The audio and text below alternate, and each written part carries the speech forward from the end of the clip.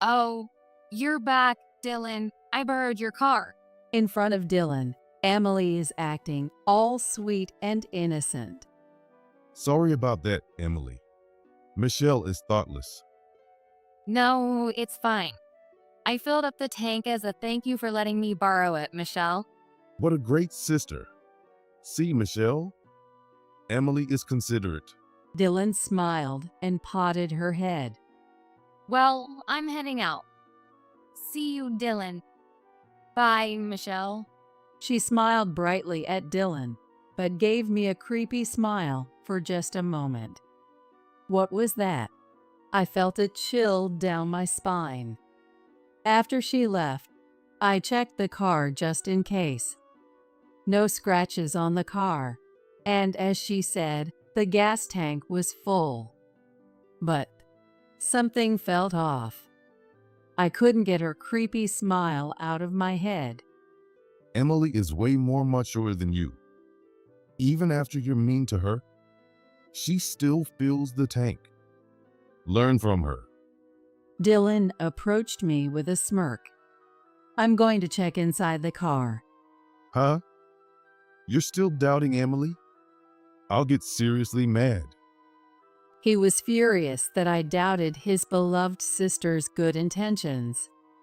I'd actually prefer to drive to work, but you always use our car, so I've been holding back. Hearing Dylan's words, I got an idea. Okay, tomorrow I won't use the car, so you can drive to work. Really? Awesome. I have an important meeting first thing in the morning, and the tank is full too. Lucky me. I'm looking forward to tomorrow. I watched Dylan as he happily went back into the house. My name is Michelle. I live with my husband Dylan and our high school daughter, Ellie. I have a company party tonight, so I'll be home late. Got it. Don't drink too much since you have work tomorrow. Roger that. Ellie, sorry I can't pick you up from tutoring today. Keep up the good work. Okay, but bring me a gift, okay? What do you mean, a gift? The usual conversations you'd hear in any family were comforting. We had been living peacefully like this.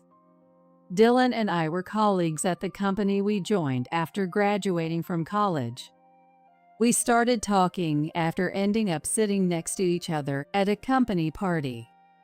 Is this your niece?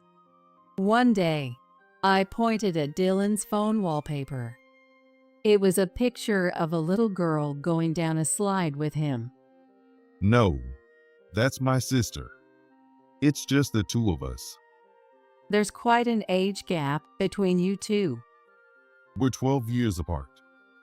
She's in 5th grade now. Her name is Emily. Isn't she cute? Dylan was head over heels for Emily and showed me a lot of her pictures. She's been following me around since she was little. She's really adorable. I skipped club practice after school many times to see her. Dylan nostalgically looked at the old photos of his sister. As an only child, I couldn't quite understand his feelings. But Emily must be happy to have a brother who loves her so much. I wished I had a brother like that. I felt a bit envious. We started dating and got married when we were 25. Since I couldn't imagine working while raising a child, I quit my job when I got pregnant. I wonder if I'll be a good mom. I've never taken care of a baby before. I changed Emily's diapers and gave her baths, so don't worry. You'll be fine. During my pregnancy, Dylan supported me through my emotional ups and downs. He really helped with raising our child. Even now, he's devoted to our daughter. He plans family trips for birthdays and always picks her up from tutoring. Thanks to his dedication, we've been a happy family. I believe this would last forever. But things started to change 2 years ago when Emily moved close to us after getting married. I never understood why she moved so close to us at that time. I just thought they were as close as ever. But soon, I started to feel uneasy. Hey, Dylan, want to go shopping with me? James is working again today, so I'm alone. Emily would barge into our house and sweetly ask Dylan for favors. Her husband, James, was always busy with his work, often on weekends, so Emily frequently visited us. Come over anytime. We live so close after all. Dylan was more than happy to have his beloved sister rely on him. At first, I found it charming, but soon, Emily's frequent visits without any hesitation started to bother me. Michelle, your cooking is amazing. Can I have another piece of fried chicken? Of course. Eat as much as you want. That's Ellie's favorite dish. Ellie, you should eat more too. Oh, yeah. Even Ellie seemed a bit annoyed by her aunt's behavior. Don't you think Emily's relying on us a bit too much? She's having dinner with us every week. I tried to subtly hint at my frustration to Dylan, It's fine. She's lonely. but he didn't get my point at all. But James said he'd be home by 7 p.m. Wouldn't it be better for her to wait for him at home and have dinner together? Emily might be Dylan's beloved sister, but to me, she's just another person. I couldn't relax on my precious weekends because of her constant visits. I wanted Dylan to tell her to come over less often, but he just got annoyed with me. Michelle, do you hate Emily? It's not that. I just think our family time is important too. She's 12 years younger than us. Be nice to her. Even if she's 12 years younger, she's 30 now. I was frustrated with Dylan's overprotectiveness and his attitude whenever it came to Emily. Oblivious to my feelings, Emily's visits became more frequent. At first, she only came over on weekends when Dylan was home, but soon she started coming over during weekdays too. Michelle, can you take me shopping? Without a car, she began relying on me for rides, just like she did with Dylan. Sorry, Emily, I'm working right now. After quitting my job and being a stay-at-home mom for a while, I decided to turn my hobby of making jewelry into my business when my daughter started middle school. I worked diligently at home, making and selling my creations. With my daughter's help, we promoted my work on social media, and now I was making a decent income. Oh, right. I forgot you worked from home and thought you might be free. Her tone was innocent, but her words always seemed thoughtless and irritating. Can I borrow your car then? Sure. I didn't mind lending her the car at first, as it didn't take up my time. But one day, something happened that made me regret it. Mom, did you hit something with the car? When I picked up my daughter from tutoring, she asked me suddenly. I didn't hit anything. The left rear is dented. What? Alarmed, I checked the car when we got home. Sure enough, there was a dent and scratches on the left rear. Could it be? Emily's face popped into my mind. I had lent her the car the previous day. There's no way she wouldn't notice such a large dent. Yet when she returned the keys, she acted normal, saying, "Thanks, I'll borrow it again," with a nonchalant smile. Even if it wasn't intentional, a normal person would at least apologize. What kind of person is she? With my anger, I called Dylan to come to the parking lot. I just got out of the shower. Dylan was a bit annoyed. I've been lending the car to Emily, but she dented it and didn't even mention it. Dylan examined the damage, hesitating for a moment. Well, Emily is a pretty inexperienced driver. What? That's not the point. She damaged someone's car and didn't say anything. I'm not asking for compensation, but if you damage something, you should at least apologize. He gave me a puzzled look. Are you sure Emily did this? What do you mean by that? Maybe you did it without noticing. It's possible to miss something like that. What? Why was I being doubted? You can't miss an impact strong enough to cause such a dent. My anger at Dylan's inability to think clearly about his sister left me too exhausted to argue further. Of course, Dylan never mentioned the incident to Emily, and the issue was left unresolved, leaving me frustrated. However, for a while after that, Emily didn't show up in front of us.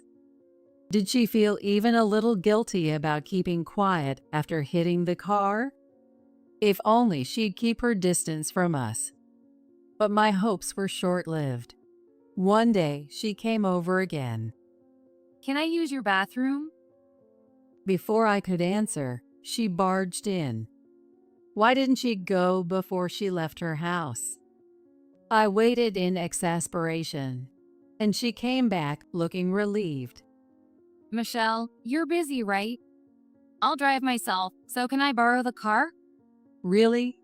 After using our bathroom, shouldn't she at least thank me first? And asking to borrow the car as if nothing happened. She hasn't learned anything. I gave her a light glare. No, I'm using it today. I never want to lend her the car again.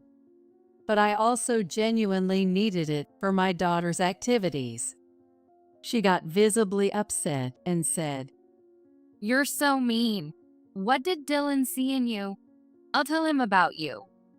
She slammed the front door so hard it made a huge noise. Was that necessary? I simply told her I couldn't lend her the car because I had plans.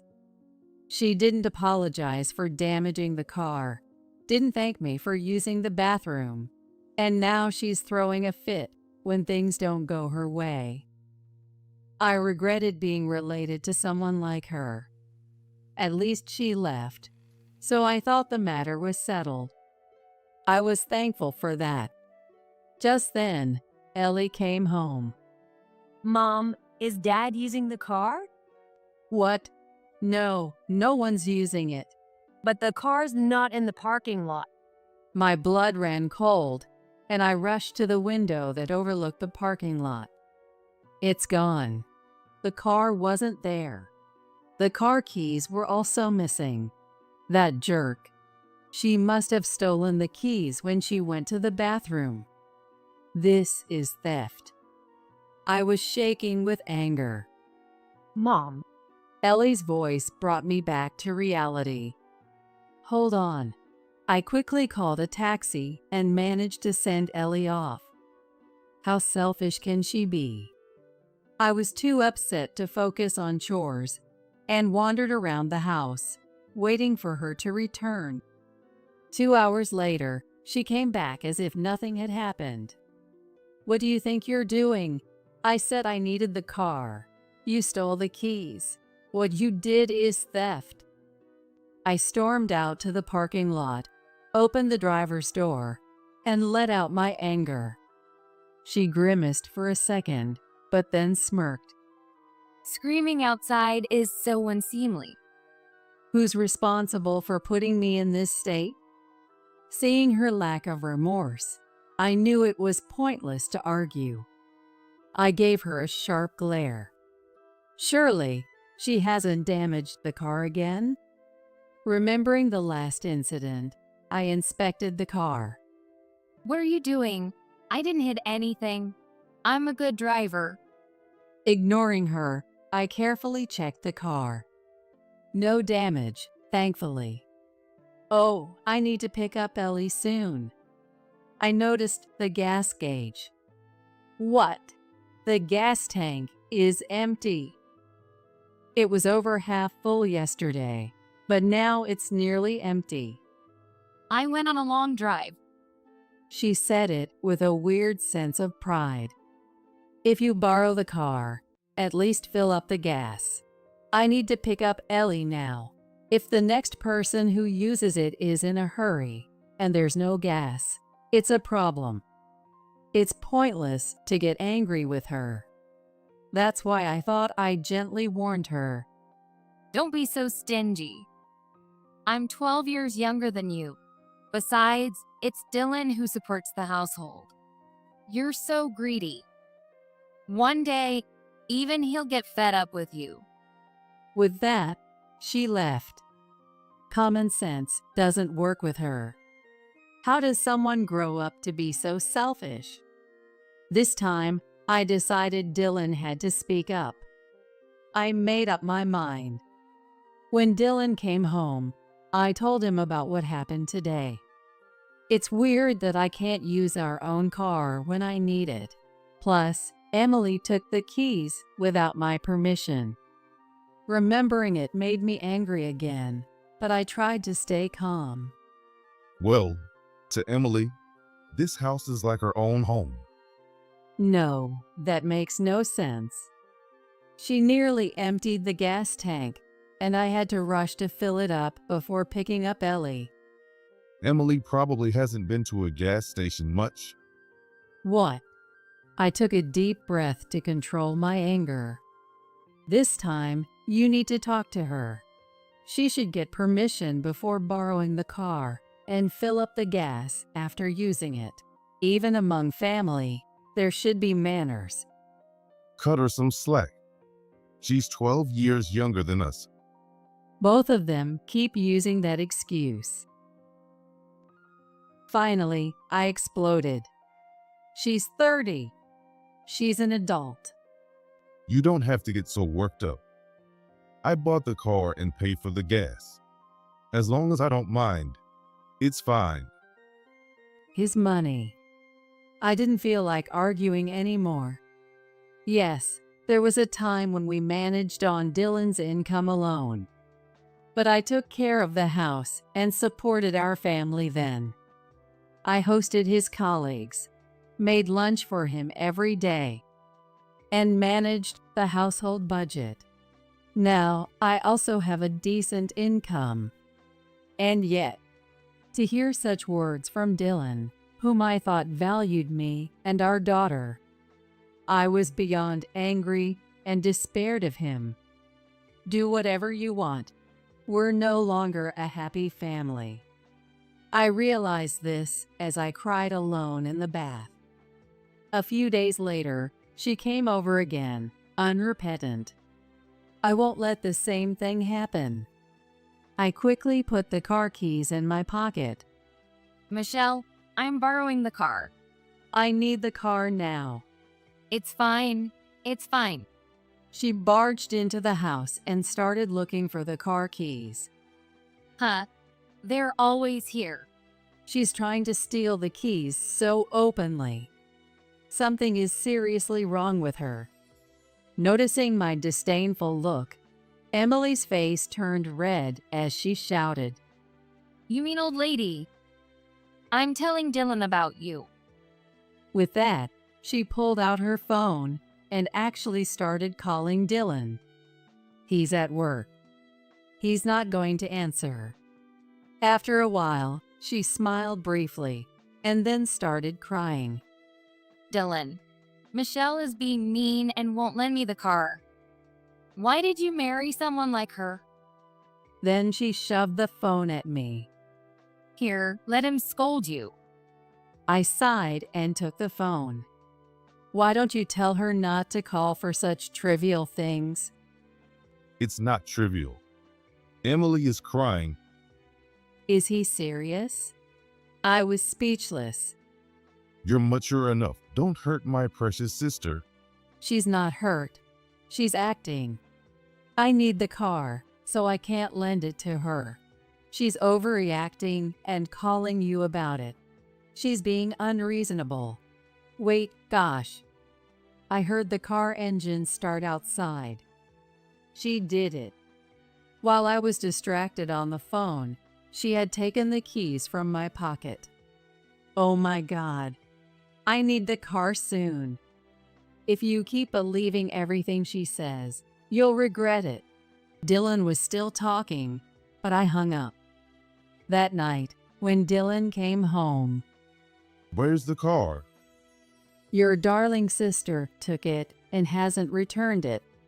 Stop talking about her like that. We both turned away, frustrated. Then the doorbell rang. Oh, you're home, Dylan. I borrowed the car. In front of Dylan, she acted sweet and innocent. Sorry about that, Emily. Michelle is thoughtless. No, it's fine. I filled the tank to thank her for letting me borrow it. What a great sister. See, Michelle? Emily is considerate. Dylan smiled and patted her head. Well, I'm heading out. Bye, Dylan and Michelle. She smiled brightly at Dylan, but gave me a creepy smile for just a moment. What? I felt a chill run down my spine. After she left, I checked the car just in case.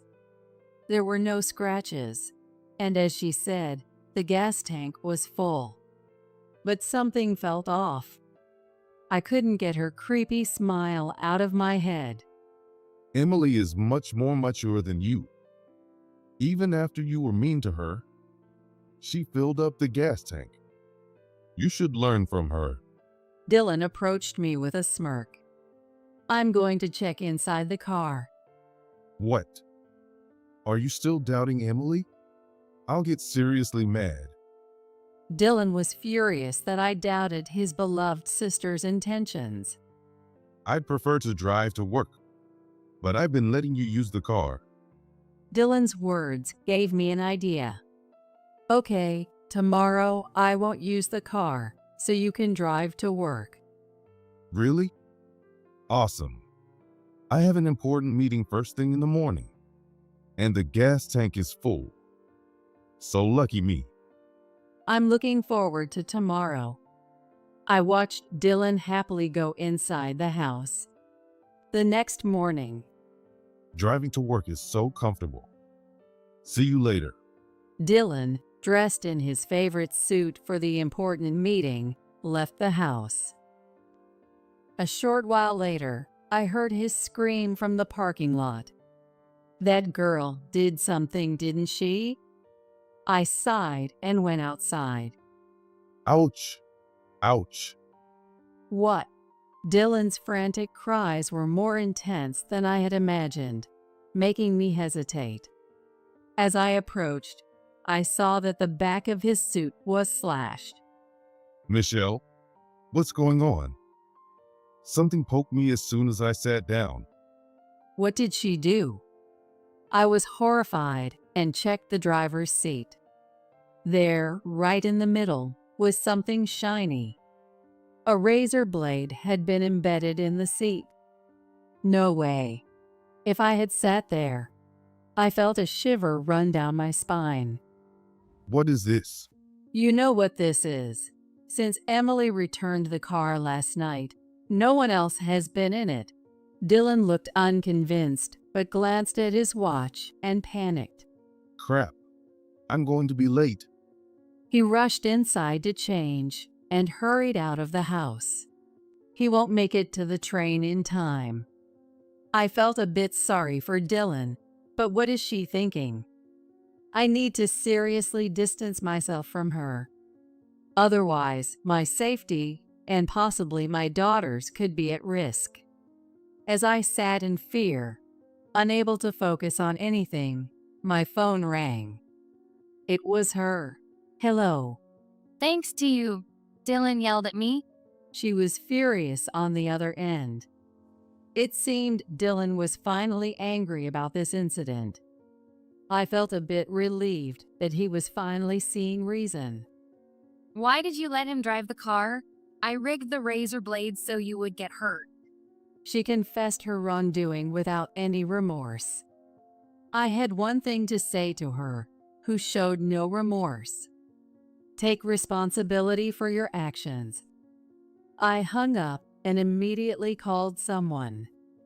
That's the situation. Yes, please come over tonight. The person agreed to come over. I won't let her get away with this anymore. I turned to my computer and focused on my work.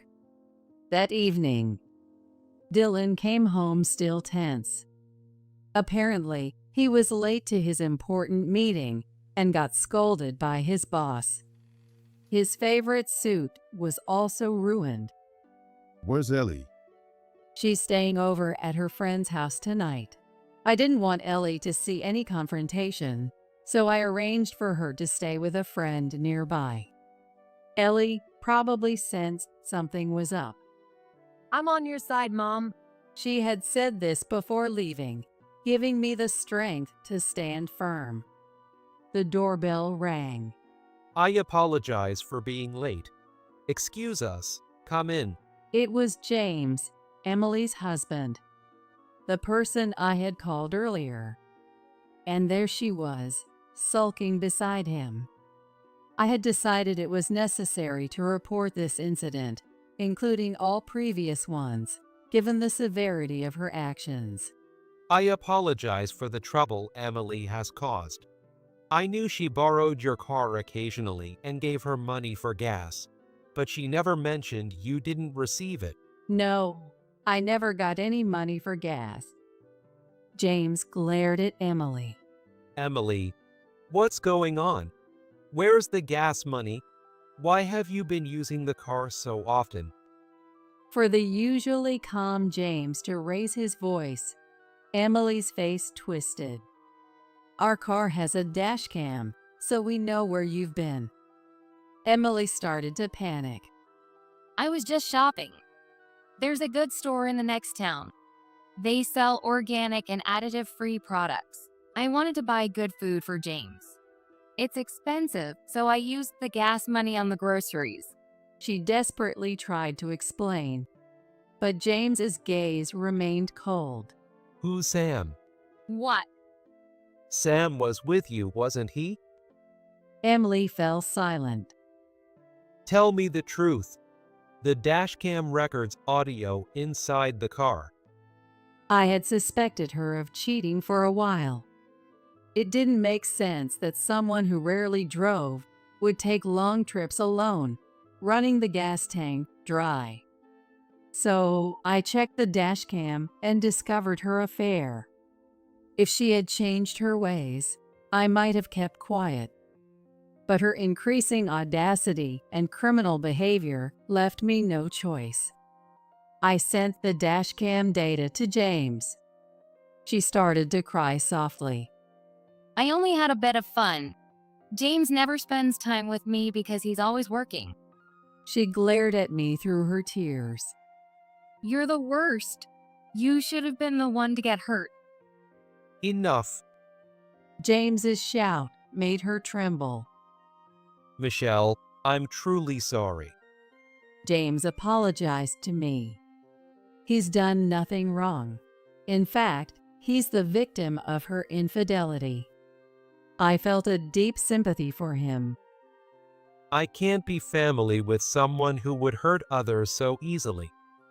I couldn't believe that the person I loved could do something like this. He must be incredibly shocked as well. My mind is a mess. I'm sorry, but I need to go. Wait, James, please. James shook off her hand and left, head bowed. Seeing James' devastated state, Emily finally seemed to grasp the gravity of her actions. She collapsed onto the floor. She's finally realizing the consequences of her actions. But there was still one person who hadn't woken up. Emily's not to blame. James is a terrible guy. Defending a woman who lies, steals, uses a weapon to hurt someone, cheats, and betrays her partner. Dylan was just as bad as she was. Dylan, what am I to you? No matter how unreasonable she is, you always take her side, even when she cheats. Why do you keep defending her when she's clearly in the wrong? Dylan had been my partner through good times and bad. I wanted him to finally see the truth. But his answer was disappointing. You're just an outsider. What's wrong with protecting my beloved sister? Dylan replied, unapologetic. Sigh. Let's end this, us. I quietly decided to divorce him. That day, I contacted my parents. The next day, while Dylan was at work, I took Ellie and moved back to my parents' house. A few days later, Dylan realized we had left, and his calls came in like a storm. I reluctantly answered, and there was a man in his 40s crying and begging. Michelle, I'm sorry. Please don't divorce me. What's the point now? I firmly rejected him. I don't want to be with someone who doubts his wife. But Ellie needs her dad. I love the old dad, but I don't like the dad who doesn't value mom. Ellie's disdain added to Dylan's shock, but it was his own doing. From now on, communicate through my lawyer. With the help of a lawyer introduced by James, the property division and child support were settled quickly, and our divorce was finalized within a month. James also told me that he decided to divorce Emily after a while. Due to her infidelity, he was demanding $20,000 in alimony. It's not about the money. I just want her to reflect on what she's done. I feel the same. I hope he regrets betraying his partner he was with for nearly 20 years and faces the future properly. Let's be happy too. We probably won't see each other again. We shook hands firmly, wishing each other happiness. A year has passed since then. Mom, my friend wants to stay over tonight. Is that okay? Sure. What should we have for dinner? Can you make fried chicken? I want my friend to try your amazing fried chicken. When she says something so sweet, how can I not go all out? We looked at each other and laughed. Now, I live in an apartment with Ellie. Living at my parents' house was comforting and convenient. But since Ellie's high school was far from there, we decided to rent an apartment close to her school. Money is not a problem. Through my ongoing jewelry business, I've been earning as much as my ex-husband did, even before the divorce. I hadn't told him, and he probably never imagined I was making that much. That's why he boasted about paying for the car and gas. I'm glad I got divorced, I thought with certainty. As for the troublemaker, Emily, after being kicked out by James, she moved into the small apartment where Dylan now lives. Dylan, can you lend me some money? Still not working, she shamelessly asks Dylan for money. She'll likely repeat her mistakes. She needs someone who truly cares about her and can give her the tough love she needs. Not someone like Dylan who only spoils her. After our divorce, I answered a call from Dylan once. He finally realized how selfish Emily's behavior was. You're the one who made her this way. Take care of your precious sister to the end. Don't involve us anymore. Since then, I haven't been in contact with my ex-husband. I'm living a new life with my daughter. It's a life filled with small, peaceful joys. Mom, I'll help you make the fried chicken. Really? Yeah, I want to be able to make it myself. My daughter and I giggle as we work together in the kitchen. We enjoy a lively meal with her friends. What a happy daily life this is. I'm so glad I chose to get divorced. I want to be like you, Mom. What? I'm just a housewife with no qualifications. I tried to downplay it, but Ellie shook her head. You have such a strong sense of justice. You stand up for what's right. I want to be a strong woman like you. She really has been watching me closely. I felt a surge of happiness. I can't wait to see what kind of strong woman my daughter will become.